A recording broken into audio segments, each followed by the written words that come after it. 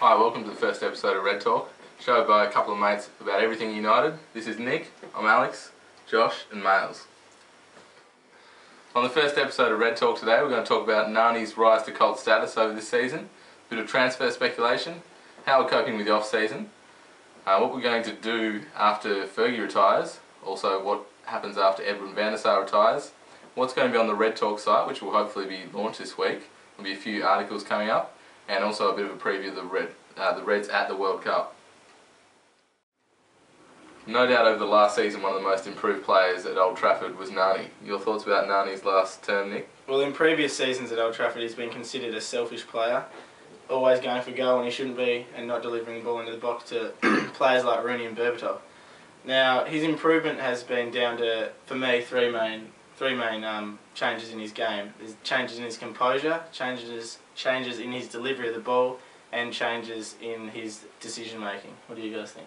I think confidence is definitely another one. It was obvious at the start of the season that he had really poor confidence and just didn't have the belief in himself, and now he can try anything and most of the time pull it off.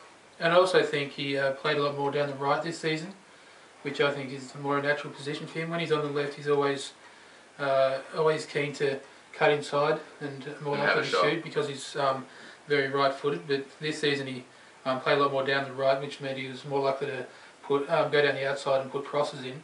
And this translated to when he switched back over to the left, he was more keen to get to the byline then, and worked really well with Patrice Evra, I thought, as well. I think that specifically came from his time at Sporting, where he, of course, was.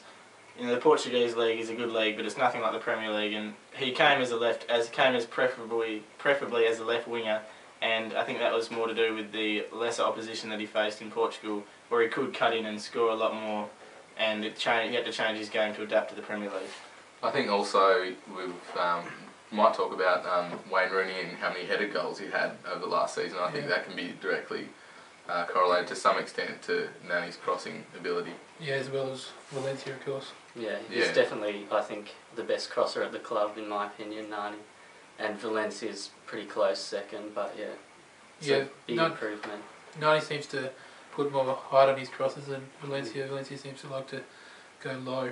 You look forward to watching games and hope he's playing, just because Ronaldo went and there was a bit of, there was such team-orientated play, but there wasn't that dazzle there, and now you look forward to watching that, and it's entertaining. I think he's probably also realised that he doesn't have to be the same player that Ronaldo was. He doesn't have to fit that mould exactly. He doesn't have to be... I know Ronaldo scored a lot of goals, but he doesn't have to be as selfish as Ronaldo because he's a completely different player. Yeah, he's more an assist type of player than a goal scorer like Ronaldo. Now, transfer speculation. There's been just wild, crazy talk about that over all the social forums. So there's been, millions of pounds associated with billions probably of transfers coming and going to Old Trafford. Now, there's been some crazy ones, some realistic ones. What are the realistic ones, Josh? Well, I think one of the only real realistic ones is Joe Cole. Of course, leaving Chelsea on a free transfer, and he's got his choice of probably Arsenal, Spurs and United, and that's pretty much one of the only realistic rumours that I've heard, to be honest, because we don't have a lot of money to spend. Well, I think it's important to listen to what Ferguson says. People can always say that we're going to sign some outlandishly large fee, but it's never really going to happen unless he gives the go-ahead. And what he's saying is that there's only going to be 1 or 2 signings this season, and that's all we can really look forward to.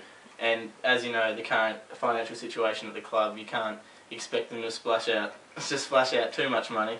And it's really those free transfers that Ferguson in the past has looked to utilise. Such as like Michael Owen last term. Exactly. And really, you look at the squad, there's not much area for improvement anyway.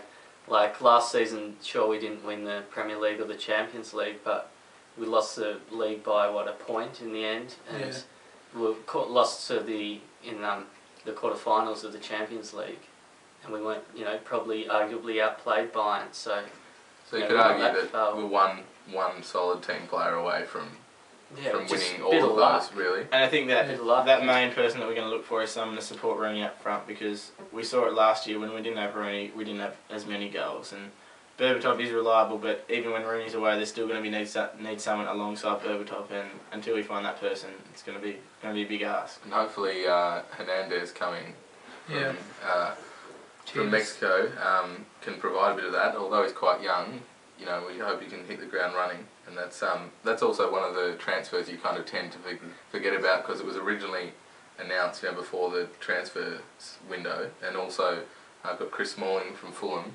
so there's 2 transfers already. Yeah, and I think the fact that he's young, Hernandez, but the fact that he's already has a regular starting spot for the Mexican national team, and they've got players like Vela and Dos Santos up front competing with him, who have played in Europe for a few years. That's really a good sign for whether he's going to be able to slot in straight away. Obviously, we'll have a bit of betting in. It's also important in relation to transfers to mention that Ferguson might not need to buy someone to support Rooney. We've got a lot of young players coming through the club like Makeda and Welbeck, and those players can both support a big star striker. And it's well documented that Ferguson likes to promote from within, and I think that's more the way that the club's going to travel through these next couple of years, especially with the financial situation.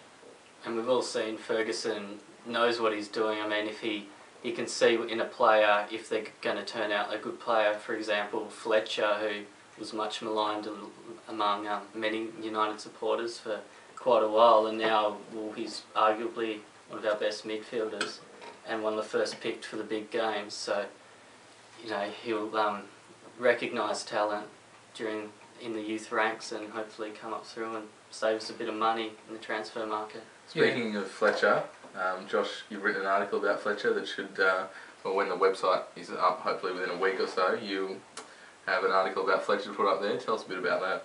Yeah, well, as you guys know, and as you know, soon will, he's my favourite player, Darren Fletcher.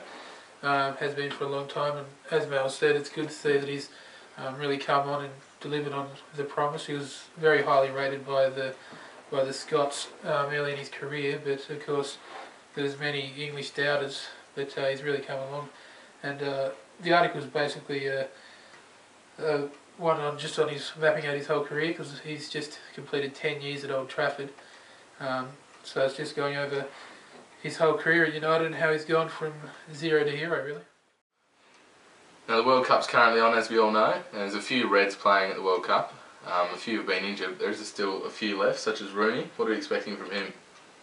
Well, if England are going to go a fair way in the World Cup, then we'll be expecting Rooney to, almost carry them the whole way if they're going to win. So maybe Golden Boot. He's won a lot of individual accolades this year, and so why not add another one to the list? There's a bit of a case of no Rooney, no England. We've also got Nemanja Vidic in the World Cup now.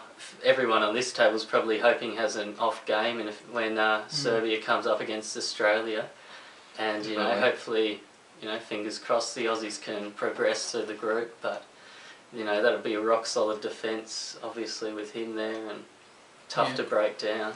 Obviously, another defender, we've got Evra at the back for France. Now, he couldn't have had a better season for United. Played every single game and was, for some reason, didn't start one. And obviously, he's like the Duracell bunny.